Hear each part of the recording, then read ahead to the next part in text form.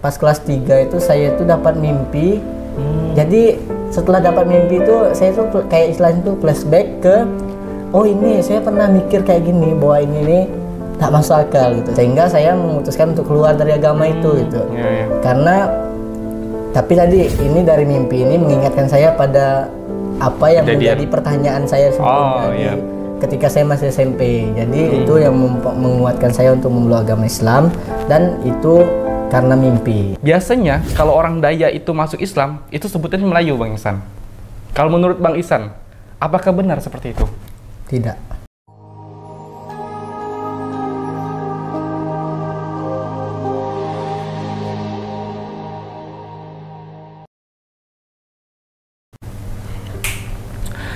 Assalamualaikum warahmatullahi wabarakatuh. Alhamdulillah, kembali lagi di channel Lubuk Sandang. Yang dimana pada kali ini saya punya narasumber namanya Muhammad Iksan. Nah, Muhammad Iksan ini punya channel YouTube juga namanya Muslim Newbie. Nah, alhamdulillah teman-teman.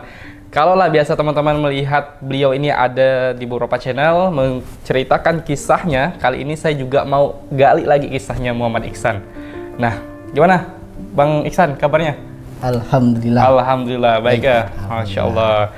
Nih, Bang Ihsan, kali ini saya mau coba gali lagi nih kisah Bang Ihsan. Memang sih ada beberapa video yang udah viral Bang Ihsannya. Tapi kayaknya mungkin adalah hal-hal tertentu yang mungkin belum disampaikan Bang Ihsan. Mau tahu dong, Bang Ihsan, ini nama sebelum masuk Islamnya apa nih? Nama sebelum masuk Islam itu Julius Bani. Ya. Oh, Masya Allah. Itu gimana ceritanya kok bisa jadi Muhammad Iksan? Apakah betul-betul ada niatan ganti nama setelah memeluk agama Islam? Oke, jadi nama Muhammad Iksan ini ada sejarahnya ya. Awalnya saya kan ya non-muslim. Di sini dari namanya Julius Bani itu sudah diketahui lah bahwa itu non-muslim. Jadi ketika saya itu melakukan syahadat, itu nama masjidnya itu Masjid Al-Iksan. Saya tidak bersyahadat di situ, tapi saya dimandikan, mandi bersih, mandi wajib lah oleh orang-orang pemuka-pemuka agama di daerah setempat. Saya dimandikan di Masjid Al-Iksan. Nah, di situ malahan, jadi itu ceritanya dimandikan di Masjid Al-Iksan itu Bang, itu bukan dimandikan oleh orang biasa Bang. Waktu itu dimandikan oleh bupati daerah tersebut. Benar lah? Benar ya. Gila. Benar. Langsung dimandikan bupati di masjid itu, langsung dibilang ini namanya harus ada iksannya gitu. Jadi pas besoknya hari Senin saya ke KUA, saya datang ke KUA, langsung saya bilang, Pak ini bisa nggak namanya diubah gitu. Mau diubah apa? Katanya kan Muhammad Al-Iksan kata saya. Ternyata ada miskomunikasi di situ, dikasihnya tuh Muhammad Iksan. Jadi jadinya Muhammad Iksan aja. Tapi Iksannya tetap dapat lah ya. Alnya yang hilang. Oh, sip. Nah, ini kan saya baru tahu juga nih. Sebelumnya saya nonton belum ada nih yang kayak gini nih. Oke. Bang Iksan ini kan kita pakai baju Dayak nih. Nah, sekarang mau tahu juga nih Bang Iksan. Mungkin belum pernah ditanyakan juga. Biasanya kalau orang Dayak itu masuk Islam, itu sebutannya Melayu, Bang Ihsan. Kalau menurut Bang Ihsan, apakah benar seperti itu? Tidak. Ini menurut saya nih Bang. Karena suku itu berdasarkan darah dari orang tuanya kepada anak-anaknya gitu. Jadi mau saya Islam, itu agama saya yang Islam yang berubah, bukan darah saya, ras suku saya tetap dari suku Dayak, dari mana orang tua saya, bagaimana suku kedua orang tua saya gitu. Jadi mau saya dari daerah manapun, mau saya dari suku apapun, tetap saya adalah suku saya yang sebelumnya gitu. Karena Melayu ini dia juga merupakan sebuah suku. Jadi Melayu sama Melayu nikah, nanti lahirlah anaknya yang juga Melayu. Tapi kalau kita ini Dayak, dilahirkan oleh orang Dayak, terus memeluk agama Islam, kita tetap suku Dayak gitu. Tidak bisa disebut sebagai Melayu, itu menurut saya. Berarti memang betul-betul tidak bisa pisah dari suku aslinya ya. Iya, nah. Memang sih kebanyakan orang bilang Melayu, tapi Bang Ihsan bangga dong jadi orang Dayak. Bangga dong. Karena memang kita salah satu ya pewaris ya, yang bisa meneruskan generasi bangsa yang punya adat budaya. Suku asli juga. Suku asli juga dari Kalimantan Barat. Barat. Nah, suku Dayaknya tuh banyak ragam ya Bang Ihsan. Ya. Bang Ihsan ini suku Dayak apa ya? Saya bisa dilihat dari sini sih, ini salah satu baju adat suku Dayak Iban. Ini di daerah Kabupaten Kapuas Hulu dan di daerah Sarawak, Malaysia biasanya yang menggunakan pakaian adat suku Dayak Iban seperti ini. Wih, mantap, Masya Allah. Dayak Iban. Berarti anak perbatasan nih. Iya benar. Sering lah main ke ini tetangga. Oh bisa. Oke, Bang Ihsan. Bang Ihsan, ngomong-ngomong pandangan Bang Ihsan waktu sebelum memeluk agama Islam terhadap agama Islam. Dulunya itu seperti apa? Apakah ada kebencian?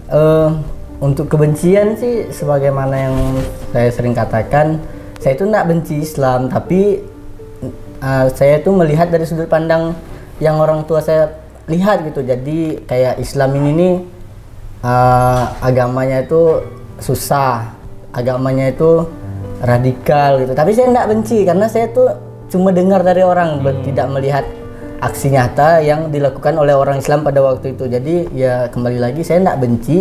Tapi saya mikir, ya ini agama ini nggak mungkin lah saya akan memeluk agama yang seperti ini, ya gitu sih, nggak benci. Berarti memang sebenarnya berdasarkan pengetahuan orang tua lah ya. Jadi memang sih kalau di kampung itu kan jarang sekali ya tentang media yang menceritakan bahwa Islam itu agama yang betul-betul mengayomi. Tapi lebih banyak kita juga dengar, terutama saya juga mendengar banyak sekali media yang menceritakan teroris dan sebagainya gitu. Oke, Bang Ihsan, mulai lagi.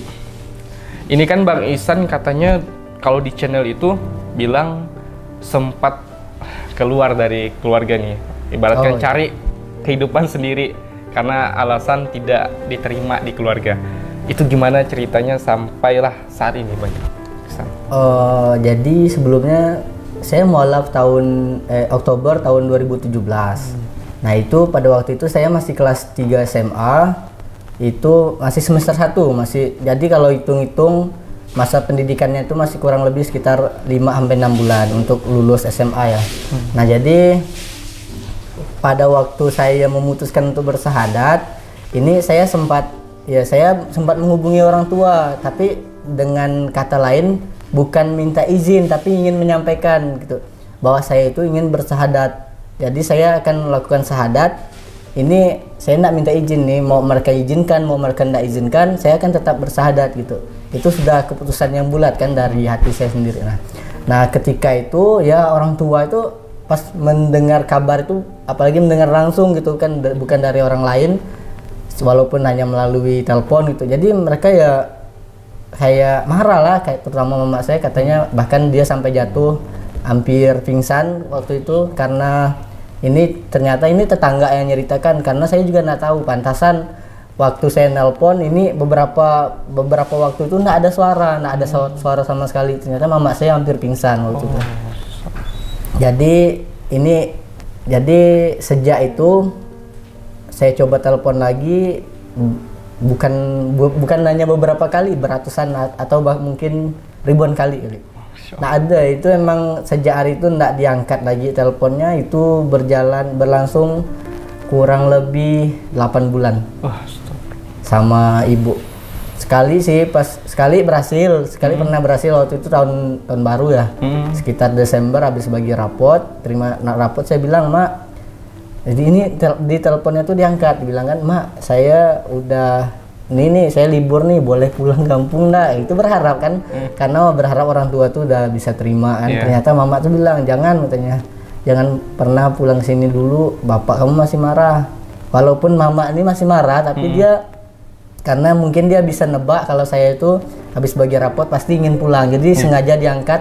Walaupun setelah sekian berapa kali telepon, terakhir kali kan nggak diangkat sama sekali tuh. Ketika diangkat saya juga senang sebenarnya, tapi ternyata respon orang tua tuh nggak kayak dulu gitu, langsung balik ini itu ternyata nggak disuruh balik, pulang aja ke tempat kakak kamu. Ternyata kebetulan kakak saya itu ada yang di Malaysia, ini kakak sulung saya. Dan alhamdulillah ya, ini dari hari pertama saya bilang ke keluarga saya ingin mualaf, kakak sulung saya satu-satunya yang menerima, yang bisa open minded gitu, bahwa pilihan orang tuh nggak ada yang salah, pasti ada alasan di baliknya gitu. Masya Allah. Lalu? Jadi sejak saya sejak ada masalah itu tadi kan saya balik ke tempat kakak saya tuh hanya beberapa minggu, 2 minggu ya. Terus balik lagi ke Putus Ibau. Ternyata orang tua tuh masih belum terima sampai saya lulus, sehingga di saat seperti ini nih sebenarnya jujur dari minggu pertama saya mualaf itu saya tuh sudah merasa kayak ya gelisah gitu. Kenapa? Karena pertama saya itu anak bungsu. Biasanya tuh segala kebutuhan itu diberikan gitu. Walaupun orang tua saya petani, mereka akan selalu berusaha untuk memenuhi kebutuhan saya gitu. Jadi apa yang saya mau, kalau mereka masih sanggup, mereka turuti gitu. Jadi ketika saya memutuskan mualaf, ternyata bukan cuma komunikasi yang dihentikan gitu. Ternyata uang saku juga enggak dikasih sama sekali, 1.000 pun enggak ada. Luar biasa. Lalu gimana untuk melanjutkan sekolah ini, Bang Ihsan?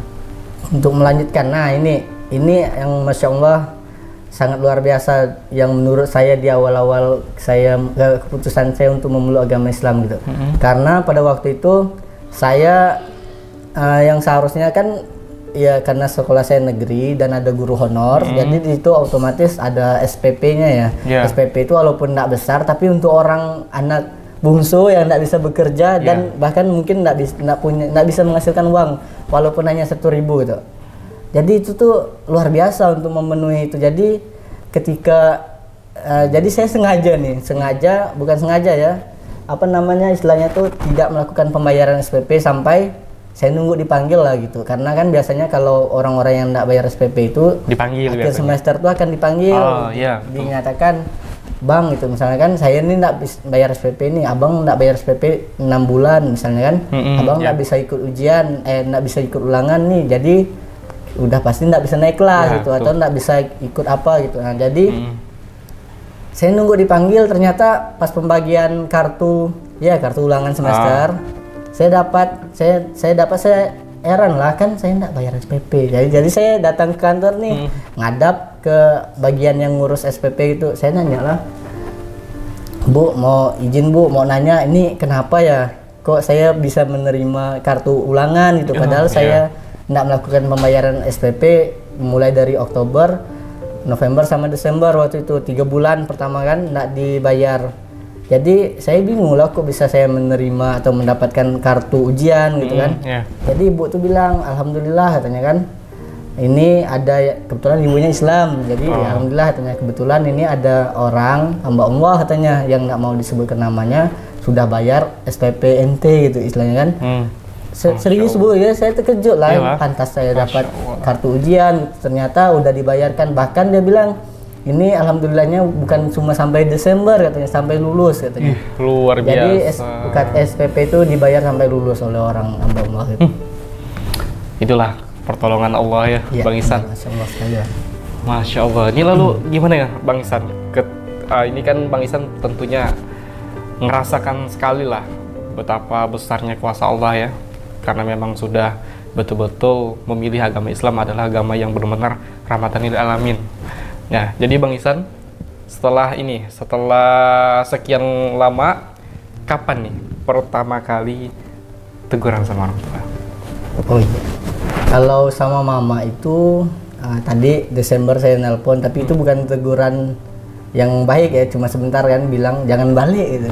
Tapi pas orang tua tuh benar-benar menerima, itu mama bulan Juni. Jadi pas Lebaran pertama kali yang saya jalani gitu, pas pertama Lebaran itu mama tuh udah kayak ini, bukan udah kayak sih, udah nerima, dan saya udah disuruh pulang sih.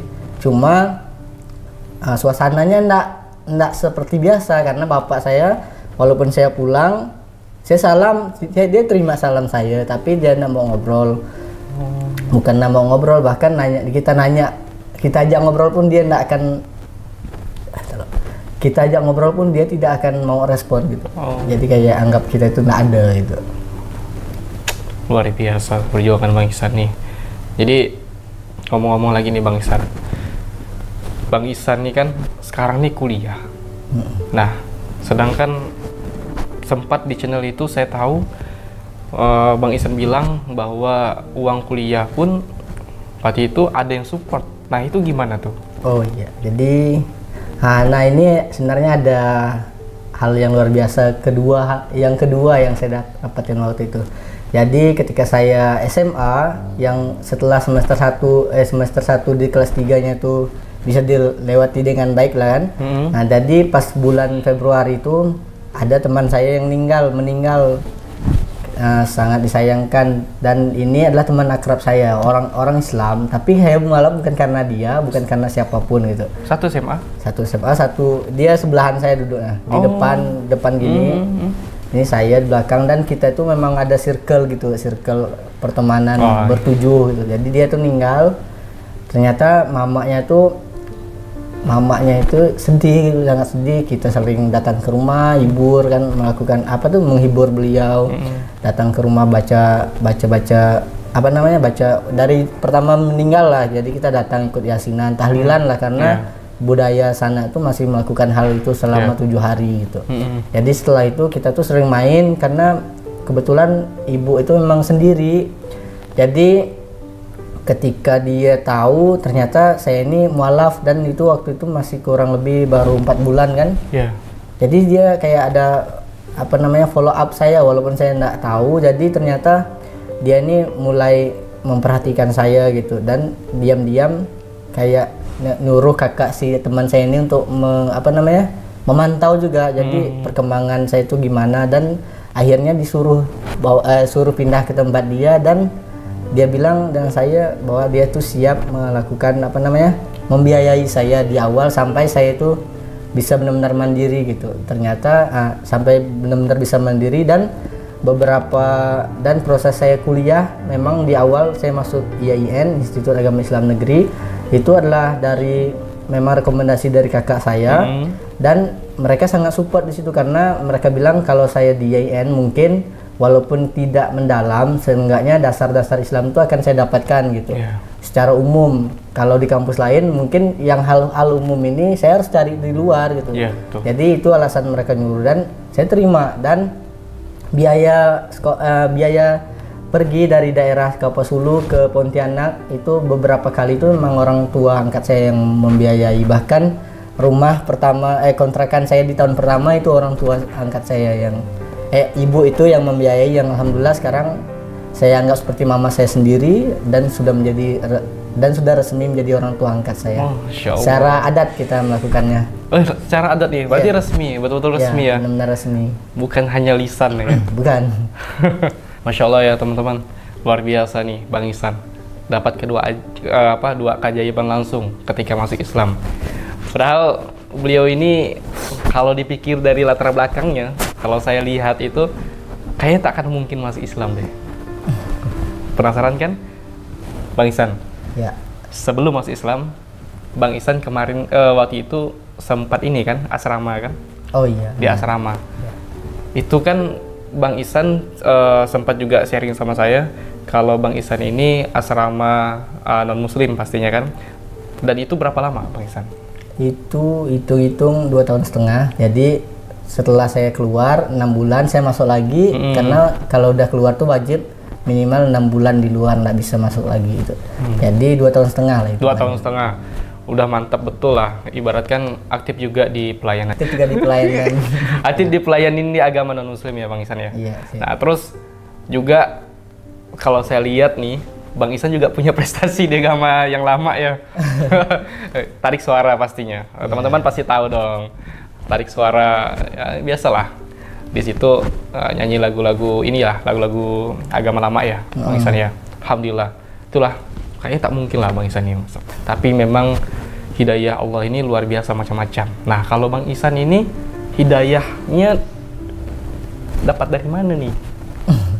Jadi sebenarnya untuk tergerak memeluk agama Islam ini itu dari saya memang masih di asrama ini, saya udah menemukan istilahnya tuh udah ada yang menjadi penguat untuk saya itu untuk memeluk agama Islam gitu.